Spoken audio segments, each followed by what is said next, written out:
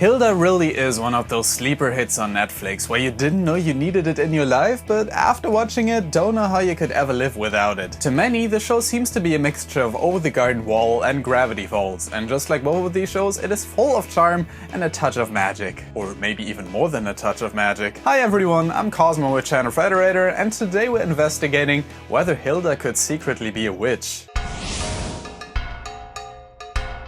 The biggest blue elephant in the room is the color of Hilda's hair, which inexplicitly has a hue different from not only her mom, but the whole city of Trollberg, save for maybe one or two background characters. And another interesting aspect of the show that hasn't been explored all that much yet is the role that magic plays in this universe and why controlling it seems to come so natural to Hilda. There are only few humans in the show that can actually use magic, and Hilda's mom certainly isn't one of them, so why her? Now before we dive into this one, I have to give a major shout out to Reddit user Professor Uber for coming up with the theory in the first place. I for one was genuinely curious to find out what the meaning behind Hilda's hair color could be going into the show, and the fact that she could actually be a witch seems more and more plausible the more I think about it. With all these hyperdimensional beings and strange happenings in the world, magic seems to be something you can't really avoid. We got magic ravens, magic kittens, magic clouds, giants, elves, trolls. I think if you were to open up the Wikipedia article on like magical beings or something, there's not a single one on here that doesn't make an appearance in the show. However, the show isn't too clear on who can actually possess these magic abilities. It isn't like in Harry Potter where you acquire magic at birth and there are wizards and witches all over the place. The most prominent human-like characters in the show with magic abilities seem to be the Mara. They are nightmare creatures that haunt vulnerable people, which are very similar to the folklore entity Mare, which are evil beings that sit on people's chest while they sleep, causing nightmares. The creator of Hilda, Luke Persson, is a huge fan of Scandinavian folklore and has incorporated a lot of it into the show. So it isn't too far-fetched to assume that this is the parallel he was drawing. So with Amara, we at least know that there are some magical humans in this world, but Hilda probably isn't one of them. Seeing as how you can't really turn into a magical entity overnight. Well, unless you agree with my last conspiracy about Star Versus.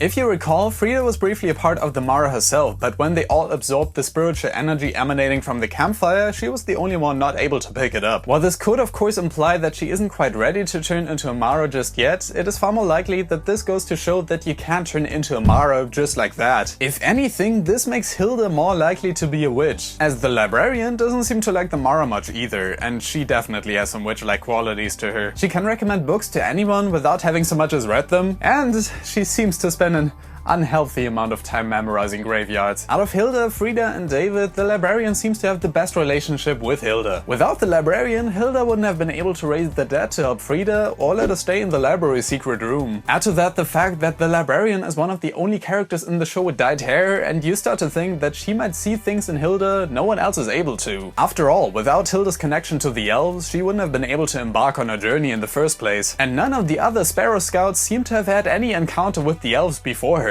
She also managed to make peace with trolls, the Black Hound, ghosts, and she settled a long-lasting dispute between two rival elf camps. When she performed her disenchantment, the Tide Mice also chose to stay with her, even after everything was done. So it's definitely fair to say it's easier for her to befriend animals and magical beings alike than others at her age. When she was enchanting the mice to leave a friend alone, she was able to do so with relative ease in a second attempt. While she didn't exactly consider what consequences the spell may bring, she was able to snap out of it very quickly, while her mom and David took far longer to do so. Let's also not forget that in the same episode it is revealed that in order for the spell to work you need a witch. And since Hilda was theoretically the one who initiated the spell in the first place, that theoretically makes her the witch. Heck, she was even referred to as one by one of her classmates when she was trying to get rid of the troll. She's a witch!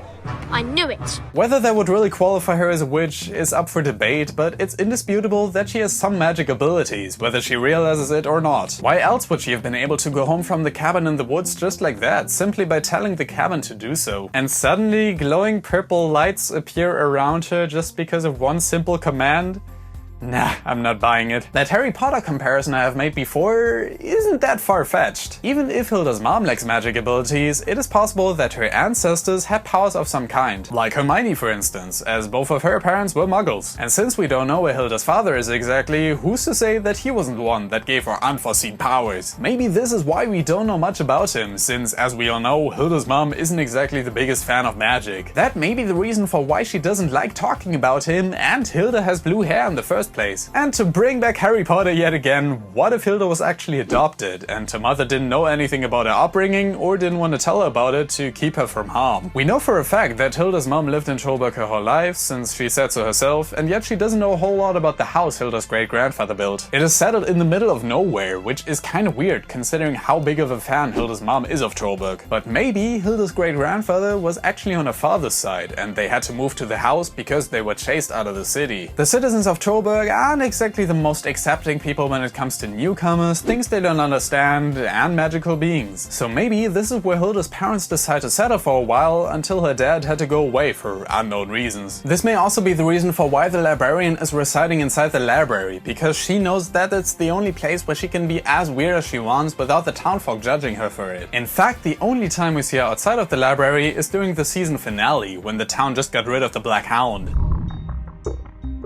So one thing is for sure so far, the world of Hilda is a magical place, and Hilda herself clearly has at least a little magic too. And I don't mean in the metaphorical sense, as in the world is a magical place for any child to live in, yada yada. Although that is a theme as well. As far as Hilda being a witch though, I think that depends on how you define what being a witch actually means. Hearing the word, you may think of the Wicked Witch of the West, Elphaba from Wicked, Sabrina, or Maleficent. All of whom are unique and iconic witches in their own right, while differing vastly from one another. Chances are you wouldn't think of Hilda as a modern day version of the Great Wizard of Oz villain, or Broomhilda for that matter, although that would make for a fitting conclusion. With the portrayal of witches in pop culture continuing to change dramatically, it is no wonder that the lines between what could and couldn't constitute as a witch become a bit blurry. Of course, there are witches with pointy hats and broomsticks, but Willow from Buffy, for example, showed us that you don't need a green ward to do magic. However, if Hilda were to turn out to be a witch in the show, I don't think Trollberg would take too kindly to her when they found out about it. I could imagine that that could make space to showing the grimmer side of being a witch. While I would hope that common sense would allow these people not to reignite old prejudices and start witch hunt on a little girl, seeing as how Luke Person himself stated that the show is grounded in Scandinavian folklore, it wouldn't be surprising. Finland, for example, was plagued with a lot of witch trials during the 17th century, known commonly as the Vada witch trials, in which about 150 people were executed for sorcery. The stereotype for witches in Scandinavia usually depicts them with long noses and cats. They commonly prefer living in the woods and are able to control all its animals, and some of them are even told to be quite helpful in the case of an emergency. So that's starting to feel familiar. I'll also point out that most actual real-life practicing witches believe that all you need to do to call yourself a witch is practice witchcraft. Whether that means burning some incense and thinking positive thoughts, or thinking of some complex spells to banish your bully. There's no certain level IRL witches have to reach before they earn the name witch. If you call yourself a witch, you are one. By that definition, Hilda still falls into a bit of a grey area. She may not consider herself a witch yet, but we do see her performing acts of magic, so in that sense at least she'd qualify as one. Am I saying Hilda will turn out to be an evil witch? No, of course not. Or am I?